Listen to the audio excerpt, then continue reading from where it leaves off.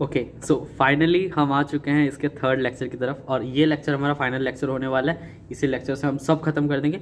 मुझे लग रहा था कि 4 लेक्चर्स होंगे, पर मैंने अभी जस्ट स्टडी किया तो उतना मुझे लगा नहीं कि उतना कुछ खास है जितना मैं तो आपको बता सकता हूँ। सो देखते हैं, ख़त्म तो हो जाना चाहिए और पूरी कोशिश करेंगे कि इस लेक्चर में ख़त्म हो जाए, ताकि आपसे जल्द से जल्द आपको ये सब कंटेंट मिल सके। तो आज हम बात करेंगे टैक्सोनॉमिक कैटेगरीज के बारे में। पहले हेडिंग दे देते हैं, most important.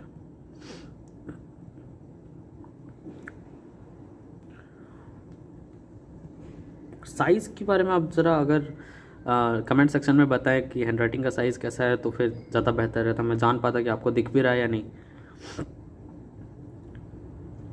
Taxonomic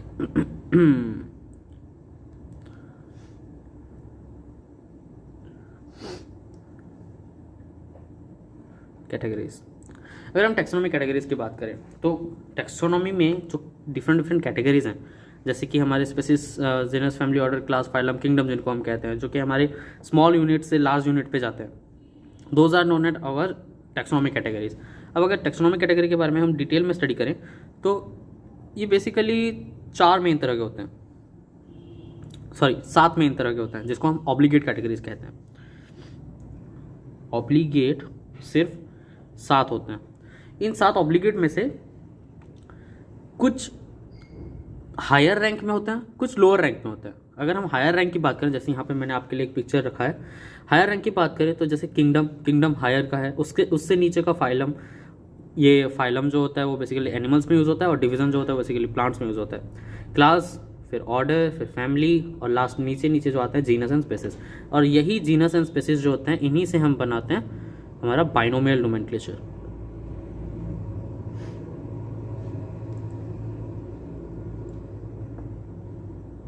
binomial nomenclature, okay.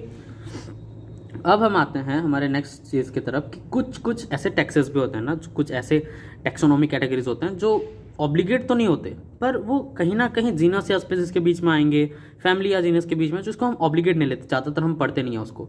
Like हमारे जो सब डिवीज़न होता है, जैसे सब ऑर्डर होता है, सब ऑर्डर मतलब ऑर्डर के नीचे और फैमिली के ऊपर यहाँ आएगा वो। उसके बाद सब डिवीज़न होता है, सब डिवीज़न में डिवीज़न और क्लास के बीच में यहाँ आएगा वो, लाइक दैट, जो हमें ज़्यादा पढ़ना भी नहीं है। टैक्सोनॉमिक हायरार्की की बात करते हैं। टैक्सोनॉमिक हायरार्की एक ऐसा हायरार्की है जिससे लाइक हम एक सेट वाइज उसको बैलेंस कर सकते हैं, एक रैंक वाइज उसको दे सकते हैं। जैसे यहाँ पे हमारे पास है बिगर यूनिट से स्मॉलर यूनिट की तरफ, ये है उसका हायरार्की, ओके। फिर हम चलते हैं classification of mango and human. ये जो हायरार्की है उसके हिसाब से जो हमारा कैसे हुआ है, जैसे कि पहले मैंगो को देखा होगा किसी ने, तो उसको पहले ये पता होगा कि वो एनिमल है या प्लांट है। तो अभी हमें पता चल गया कि वो प्लांट है, तो हमने उसको किंगडम प्लांटी में भर दिया। फिर किंगडम प्लांटी में जैसे डिफरेंट डिवीजन्स हैं, उसमें से उसको पता चला कि एंजियोस्पर्म को बिलोंग करता है, फिर हमने डिवीजन में एंजियोस्पर्म में इसको भर दिया। फिर हमें पता चला कि ये क्लास डाइकोटिलेडर में ये करता है, तो हमें डाइकोटिलेडर में पता चल गया, हमने उसको वहाँ डाल दिया। फिर ऑर्डर के बारे में आए, फिर ऐसे धीरे धीरे करके जो स्पेसीज होता है ये उनका यूनिक कैरेक्टर होता है, और बाकी सब कुछ दूसरे के पास भी हो सकते हैं। जैसे मैंगीफेरा का इंडिका, तो ये इसका डायरेक्ट मतलब यही है कि ये मैंगो को डिफाइन कर रहा है। ह्यूमन में होमो सेपियंस, होमो प्लस सेपियंस, होमो सेपियंस, इसका मतलब ये है कि डायरेक्टली ह्यूमंस को कर रहा है। अच्छा, आप पूछेंगे यहाँ पे कि यहाँ पे भी होमो है जीनस में और यहाँ भी स्पेसिस में भी होमो सेपियंस है। एक्चुअली हमारा जो स्पेसिस है वो होमो सेपियंस है। होमो का मतलब होता है इंटेलिजेंट। जो पिछले ह्यूमंस थे उनका नाम था होमो सेपियंस, पर ये जो नया एरा आया है, जो नया जनरेशन आया है, मोबाइल जनरेशन, जो कनेक्टिविटी का जनरेशन आया है, नया वायरलेस चीज़ें सब कुछ हो रहे हैं, these are even more than humans. इसीलिए हमको एक अलग स्पेसिस में डाला गया है अभी का जो चल रहा है। So basically our proper scientific name is Homo sapiens sapiens और Homo sapiens, many people say it. तो एक्चुअली डिफरेंट बुक्स के हिसाब से अलग अलग लिखाया गया है, हमारे टीचर ने हमें ऐसे बताया था। पर अगर हम डायरेक्टली नॉर्मल ह्यूमंस की बात, जो आपके कोर्स में है, जो आपकी सिलेबस तक सीमित है, तो आप इसको बस होमो सेपियंस के हिसाब से रखें। और उसके बाद मैं बस ये कहना चाहूँगा कि ये जो 2 हैं, ये मैंगो के लिए और ये ह्यूमंस के लिए, इन दोनों को तो याद रखिए। पर इसके साथ साथ मैं कुछ और इंपॉर्टेंट्स बताऊंगा आपको, जो मैंने फिगर बेसिकली अभी इंक्लूड किया है, तो वो चारों के चारों आपको याद रखना है, वो बहुत इंपॉर्टेंट है नीट के एस्पेक्ट्स। फिर हम आते हैं टैक्सॉन के बारे में। टैक्सॉन की बात करते हैं। टेक्सॉन का अगर डेफिनेशन मैं आपके लिए बोलूँ तो टेक्सॉन बेसिकली प्लांट ग्रुप और animal group included in category are called taxon. कोई भी कैटेगरी में जो टेक्सॉन होता है ना वो एक चीज़ को डिफाइन करता है। एक टेक्सॉन, एक फैमिली को भी हम टेक्सॉन कह सकते हैं, एक टेक्सॉन है। कोई भी मतलब एक स्टेप को हम टेक्सॉन कहते हैं। फिर हम आते हैं टेक्सोनॉमिक हायरार्की, तो हमने जान लिया। फिर सफिक्स के बारे में, अच्छा मैं बात करता हूँ सफिक्स के बारे में। सोचिए आपको ब्रायोफाइटा मिला। ब्रायोफाइटा एक वर्ड है, आपको पता नहीं होगा या फिर किसी किसी लोगों को पता भी हो सकता है। ब्रायोफाइटा की बात करते हैं। ब्रायोफाइटा, अब इसमें आपको क्वेश्चंस पूछेंगे कि ये क्या है, ये किंगडम है, ये डिवीजन है, ये क्लास है, ये ऑर्डर है क्या। तो यहाँ से आप फाइटा को देख के ये जान सकते हैं कि ये सिर्फ डिवीज़न को बिलोंग करेगा और इन तीनों को बिलोंग नहीं करेगा। जैसे कि डिवीज़न में जो उसका सफिक्स होता है वो फाइटा होता है, क्लास में ऑप्सिडा होता है, फाइसी होता है, ए होता है, ऑर्डर में एल्स होता है, फैमिली में एसी होता है। जैसे यहाँ इसका एग्जाम्पल सोलानेसी, देन पोलीमोनियाल्स ऑर्डर का एग्जाम्पल, क्लोरोफाइसी फाइसी का एग्जाम्पल। फिर हम आ जाते हैं नेक्स्ट टॉपिक में। हमारे पास ये जो छोटे छोटे हमारे जो ये थे टैक्सोनॉमिक कैटेगरीज थे, अगर इनकी बात करें तो जो डिवीज़न होता है वो किंगडम के नीचे आता है, क्लास जो होता है वो डिवीज़न के अंदर आता है। मतलब एक डिवीज़न के अंदर बहुत सारे क्लासेस होंगे, इसमें तो आपको कुछ जानना है नहीं, बहुत सिंपल ये लेक्चर बहुत जल्दी खत्म हो जाएगा। मैंने देखा कि यहाँ बहुत कुछ बताने को है नहीं कुछ ज़्यादा, तो नॉर्मल सी कॉमन सेंस वाली बात है। नीचे आते जा रहा है तो किंगडम के अंदर आएंगे बहुत सारे फाइलम, उनमें से एक फाइलम को निकालेंगे, उसके अंदर आएंगे बहुत सारे हमारे जीनस फैमिली ऑर्डर क्लास आएंगे बहुत सारे।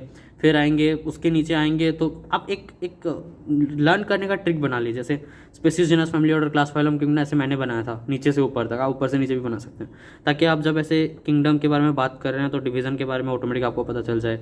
फिर यहाँ species, genus, family order, class के बाद फाइलम आ रहा है तो फिर क्लास आ जाएगा, स्पेसीज, जीनस, फैमिली, ऑर्डर फिर आ जाएगा, फिर स्पेसीज, जीनस, फैमिली, फिर फैमिली आ जाएगा, फिर जीनस और फिर स्पेसीज। जब हम नीचे जा रहे हैं तो यहाँ एक चीज़ आपको देखना जरूरी है कि क्योंकि हम नीचे जा रहे हैं तो स्पेसिफिक होते जा रहे हैं, तो कॉमन कैरेक्टर्स कमते जाते हैं, कॉमन कैरेक्टर्स बढ़ते जाते हैं, कैरेक्टर्स इंक्रीज होते जाएंगे। एक टाइगर और टाइगर में ज़्यादा कॉमन कैरेक्टर्स होंगे या एक टाइगर और ह्यूमन में, ऑब्वियसली टाइगर और टाइगर में, तो उस बेसिस पे हमारा कॉमन कैरेक्टर्स इंक्रीज होते जाएंगे। अब आते हैं कि क्या क्या आपको याद रखना है, किस किस के प्रॉपर उसके एकदम टेक्सोनॉमिक के साथ आपको याद रखना है, टेक्सोनॉमिक हायरार्की के साथ। एक तो आएगा ह्यूमंस के बारे में सब कुछ याद रखना है, उसका बायोलॉजिकल नेम भी याद रखना है, genus, family, order, class, phylum सब कुछ याद रखना है। एक हाउस फ्लाई के बारे में याद रखना है, एक इसके बारे में मैंगो के बारे में, और एक व्हीट के बारे में याद रखना है। ये बहुत इंपॉर्टेंट है। यहाँ पे मैंने एक ट्रिक बनाया था ASDA नाम का इसके लिए। इसका मतलब ये है कि ये अनाकार्डियसी, एस से सेपेंडिल्स, डाई से डाइकोटिलिडन, एंजियोस्पर्मा। फिर अगर हम व्हीट की बात करें तो इसका जो जीनस होता है वो ट्रिटिकम होता है, फैमिली जो होता है पोएल्स होता है, फिर ऑर्डर आता है Poales, then monocotyledons, then angiosperm. फिर हाउस फ्लाई की बात करें, इसका नाम मुस्का डोमेस्टिका होता है। मुस्का डोमेस्टिका में जीनस मुस्का होता है, मुस्केडी होता है फैमिली, फिर डिप्टेरिया होता है ऑर्डर, इंसेक्टा होता है क्लास, और फाइलम होता है आर्थ्रोपोडा। नेक्स्ट हम आते हैं ये एक इम्पॉर्टेंट टेबल है एनसीईआरटी के अंदर, इसको आप अच्छे से जान लें ताकि एग्जाम में आपको पता चल जाए कि कौन सा किसको बिलोंग कर रहा है। जैसे यहाँ हमें ये देखने को मिलता है कोटिलिडन जो है डाइकोटिलिडन, उसके अंदर हमें पॉलीमोनियल्स और सेपेंडिल्स दोनों आते हैं। तो ये आप याद करने का चीज़ है, ये आप याद कर लें, बहुत ही ज़्यादा इंपॉर्टेंट रहेगा आपके लिए। फिर हम नेक्स्ट टॉपिक पे आ जाते हैं, that is taxonomical aids. Taxonomical aids अब क्या चीज़ है भाई, क्योंकि हम टैक्सोनॉमिकल एड्स पर हैं तो मैं आपको बस एक छोटा सा चीज़ बता देता हूँ। इसको थोड़ा साइड कर लेते हैं, इधर रख देते हैं। क्या है मैं बताता हूँ आपको, ये भी फिगर क्या है, ये इम्पोर्टेंट है। टैक्सोनॉमिकल एड्स, टैक्सोनॉमिकल एड्स जो होते हैं वो बेसिकली 3 तरह के होते हैं। ये एनसीईआरटी में आपको नहीं मिलेगा पर ये इम्पोर्टेंट है। कौन सा किस को बिलोंग करता है ये आपको पता होना चाहिए। एक आता है प्रिजर्वेशन,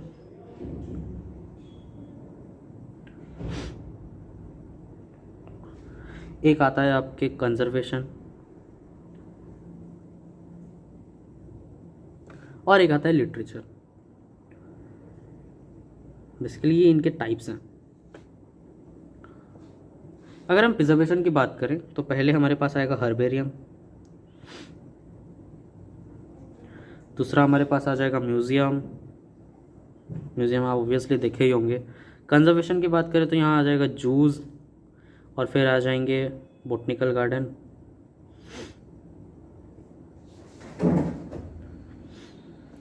और लिटरेचर की बात करें तो इधर आ जाएगा फ्लोरा, देन मैनुअल, फिर मोनोग्राफ, देन कैटलॉग। इसके बारे में डिटेल में मैं पढ़ाऊँगा अभी क्या है क्या ये कीज़। पहले हम बात करते हैं सबसे इम्पॉर्टेंट जहाँ से क्वेश्चंस आते रहते हैं, दैट इज़ हर्बेरियम। अगर मैं हर्बेरियम के बारे में बताऊँ, यहीं पे लिख देते हैं, कलर चेंज करें क्या, ग्रीन रखते हैं, ओके। हर्बेरियम के बारे में बताऊँ तो पहले तो यहाँ डेड प्लांट्स को रिजर्व किया जाता है, उनको प्रेस्ड करते हैं, उनको सुखाते हैं, वहाँ पे उसको ड्राइड एंड प्रेस्ड करके रखा जाता है, उसको वहाँ चिपकाया जाता है। ये एक क्विक रेफरल के हिसाब से यूज़ होता है। एंड प्लांट स्पेसिमेन को ड्राइड एंड प्रेस्ड, जैसे मैंने बोला। हर्बेरियम शीट क्या लिखा है, एनसीईआरटी के वर्ड्स पढ़ते हैं। Herbarium sheet has a level providing information. उसके साइड में एक ये शीट आ गया, ये आपका शीट आ गया, यहाँ एक उसके कॉर्नर में यहाँ उसके इन्फॉर्मेशंस लिखे रहते हैं, जो इंक्लूड करता है date, place and collection, then आपके पास लोकल नेम, इंग्लिश नेम और बोटनिकल नेम, फिर family name and collector's name आता है। अगर हम नॉर्मल एनिमल्स की बात करें तो एनिमल्स को हम ड्राइड और प्रेस्ड करके नहीं लगा सकते, so this is mainly focused on plants. एक और चीज़, इसके जो डायमेंशंस होते हैं ये हमेशा 16.5 to 11.5 तक रहते हैं, यही डायमेंशन में इसको रखा जाता है, इसका साइज़ चेंज नहीं किया जाता। फिर हम आते हैं म्यूज़ियम के बारे में। म्यूज़ियम तो आपको पता ही है, म्यूज़ियम में एनिमल्स को रखा जाता है, basically that is focused on animals. ये प्लांट्स के लिए होता है, ये एनिमल्स के लिए होता है, एंड यहाँ हमेशा से एनिमल्स को ही रखा जाता है। आप बहुत बार विजिट भी किए होंगे, स्कूल की तरफ से ट्रिप्स भी मिलता है, आप गए होंगे। जू के बारे में बात करें, जू सबने जानते हैं, इसके बारे में कुछ पढ़ने का चीज़ नहीं है। एनसीईआरटी में तो बहुत फनी वे में लिखा था कि many child must have visited it. उसके बाद हम आते हैं बॉटनिकल गार्डन। बॉटनिकल गार्डन यही होता है कि यहाँ पे लिविंग प्लांट्स को रखा जाता है। ये जो प्रिजर्वेशन है ना, एक यहाँ पे इंपॉर्टेंट ये है कि एक जो प्रिजर्वेशन, यहाँ पे सब डेड चीज़ें रखे जाते हैं, मरे हुए, आइदर इनके स्पेसिमेंट्स को या फिर इनको ड्राइड और प्रेस्ड करके रखा जाता है। पर कंजर्वेशन में सब लाइव होते हैं, सब जिंदा होते हैं। बॉटनिकल गार्डन में प्लांट्स जिंदा होते हैं, जूलॉजिकल में एनिमल्स जिंदा होते हैं। लिटरेचर में ना इनका कोई पार्ट रखा जाता है ना कुछ होता है, यहाँ बस एक रिटन फॉर्म में उनके बारे में सब कुछ लिखा जाता है। मैं जैसे कि फ्लोरा की बात करूँ, अगर मैं फ्लोरा की बात करूँ आपको, तो हमारा जो फ्लोरा होता है ना, वो प्लांट स्पेसिमेन को एक पर्टिकुलर एरिया के सारे प्लांट स्पेसिमेन के बारे में उधर लिखा जाता है, mainly focused on particular area.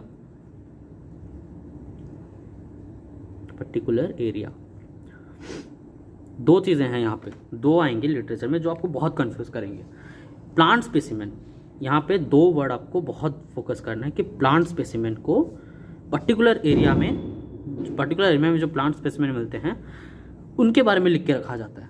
फिर आते हैं मैनुअल बस आपको एक स्पेसिस के ऊपर उसका इंफॉर्मेशन देता है, tells us about the name of species. इसके में स्पेसिस को याद रखिए। मोनोग्राफ्स की अगर बात करें, certain information on one tax on का मतलब हमने पढ़ा था, कोई भी एक स्टेप के बारे में अगर कोई इन्फॉर्मेशन दे रहा है, that is known as monograph. Taxon से रिलेटेड है ये। कैटलॉग्स की बात करें तो list of organisms in that area. अब देखिए, कैटलॉग्स और फ्लोरा, इन दोनों में एक डिफरेंस है। फ्लोरा में सिर्फ प्लांट्स को रखा जाता है, उनके बारे में लिखा जाता है और फिर पर्टिकुलर एरिया, बट कैटलॉग्स में सिर्फ प्लांट के ऊपर बेस्ड नहीं है, ये एनिमल्स के ऊपर भी बेस्ड है। लिस्ट ऑफ ऑर्गेनिजम्स, हर एक organism of a particular area. ये बहुत गलत होता है जब क्वेश्चंस आते हैं तो। और लास्ट में आते हैं कीज़। की थोड़ा इंपॉर्टेंट हो जाता है क्योंकि की में कुछ कुछ चीज़ें हैं। पहले मैं आपको डायग्राम्स दिखा देता हूँ, फिर हम की देखेंगे। ये देखिए, ये एक डायग्राम है बॉटनिकल म्यूज़ियम का, सॉरी बायोलॉजिकल म्यूज़ियम का, जहाँ पे ये सब चीज़ें रखे गए हैं। ये आपने देखा होगा, ये तो बहुत फिल्मों में यूज़ होता है, डायनासोर्स कहते हैं इसको, राइट। और ये है हर्बेरियम, हर्बेरियम का स्टोरेज एरिया। यहाँ पे सारे ये छोटे छोटे हर्बेरियम रखे गए हैं, यहाँ पे भी। ये है आपका ये जूलॉजिकल पार्क जिसको कहते हैं, आप गए होंगे। अब हम आते हैं की के ऊपर। की को ना ज़रा अच्छे से पढ़िएगा। की जो होता है वो बेसिकली सिमिलैरिटीज़ और डिसिमिलैरिटीज़ के ऊपर होता है, सिमिलैरिटीज़ एंड डिसिमिलैरिटीज़। तो एक ट्री बनाया जाता है जिसमें एक तरफ एक चीज़ लिखा होता है, दूसरी तरफ दूसरा चीज़। एक पर्टिकुलर ऑर्गेनिज्म को पकड़ा जाता है, उसको पहले ट्री से उतारेंगे, आई मीन एक ऐसे पैटर्न से उतारेंगे, इधर सिमिलैरिटी एक डिसिमिलैरिटी, जिधर सिमिलर है उसको उधर लेके जाएंगे। फिर वो डिवाइड हुआ होगा एक सिमिलर प्रोडक्ट और एक नॉन सिमिलर डिसिमिलर से, फिर जिधर सिमिलर है उधर लेके जाएंगे। फिर वो डिवाइड हुआ होगा एक सिमिलर डिसिमिलर से, जिधर सिमिलर है इधर, ऐसे करके उसका क्लासिफिकेशन करते हैं। दैट इज़ नोन एज की। अब की के ऊपर की का कुछ इंपॉर्टेंट पॉइंट्स ये हैं कि ये बेसिकली एनालिटिकल इन नेचर होता है।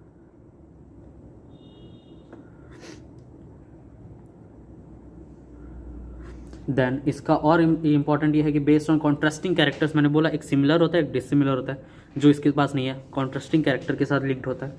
देन उसका एक पार्ट, ये छोटा सा पार्ट, इसको हम कपलेट कहते हैं।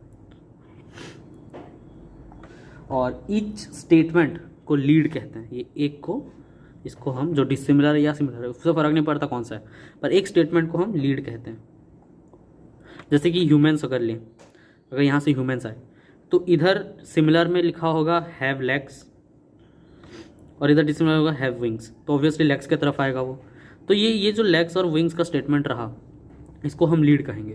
That's it. लास्ट टॉपिक की अगर बात करें इस चैप्टर की, तो वो है स्पेसिस कॉन्सेप्ट। स्पेसिस कॉन्सेप्ट उतना इंपॉर्टेंट नहीं है, एनसीईआरटी में तो नहीं है, पर पढ़ना पड़ेगा क्योंकि नीट की तरफ से थोड़ा इंपॉर्टेंट हो जाता है।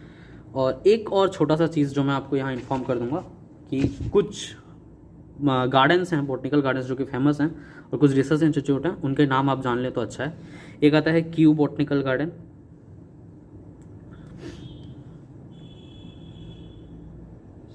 क्यू बॉटनिकल गार्डन, ये है इंग्लैंड में। देन आता है आपका इंडियन बॉटनिकल गार्डन जो ऑब्वियसली हावड़ा में है।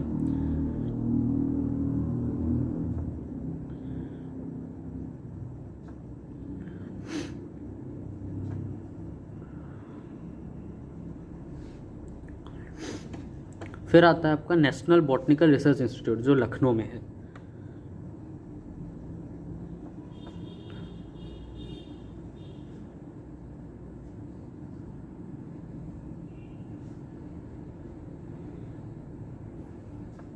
ये लखनऊ में।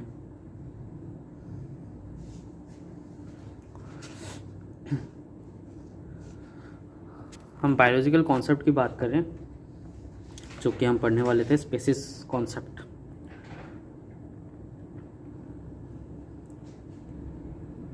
ये लास्ट टॉपिक बन जाता है आपका। स्पेसिस कॉन्सेप्ट में हम जॉन रे के बारे में पढ़ेंगे। John Ray propose the term of concept of species, John Ray ने दिया था ये, जॉन रे। फिर बायोलॉजिकल कॉन्सेप्ट ऑफ स्पेसिस की बात करें तो वहाँ अर्नेस्ट मेयर होता है, उनको अर्नेस्ट मेयर, या फिर आप सीधा मेयर ही बोल सकते हैं, बहुत मेयर्स लिखा होता है कुछ कुछ बुक्स में। इनको डार्विन ऑफ 20th सेंचुरी कहते हैं।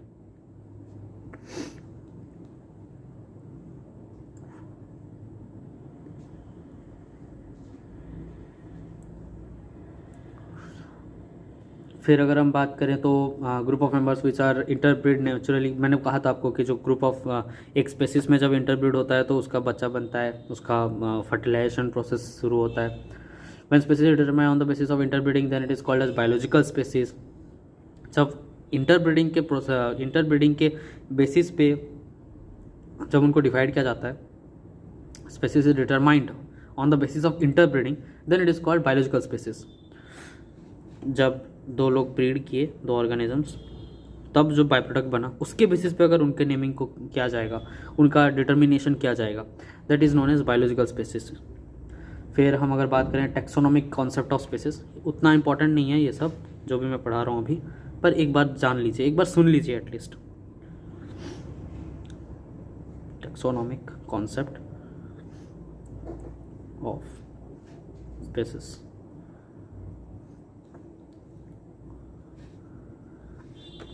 When species is determined on the basis of morphological characters, then it is called as taxonomical species. When species is determined on the basis of morphological characters, जब morphological characters को include करके उसका determination किया जाएगा। छोटी छोटी चीज़ें हैं, यहाँ क्या होगा,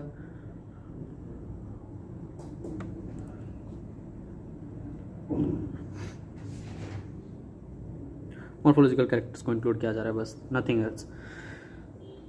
दैट्स इट, खत्म हो गया। टैक्सोनॉमिक स्पेसिस जान लिया हमने क्या होता है। A group of individual having fundamental morphological similarities known taxonomic species. Taxonomic species वही होते हैं जिनका मॉर्फोलॉजिकल सिमिलरिटीज़ होता है। ये काइंड ऑफ वैसा ही है जो हमने पहले पढ़ा था, जो हम लोगों ने डिफरेंट टाइप्स ऑफ टैक्सोनॉमी पढ़े थे। और दैट्स इट, ख़त्म हो गया आपका पूरा टॉपिक ख़त्म हो गया। हम नेक्स्ट जो आएगा वो फिज़िक्स का आएगा, फिज़िक्स का काइनेमेटिक्स जम के पढ़ेंगे उसमें।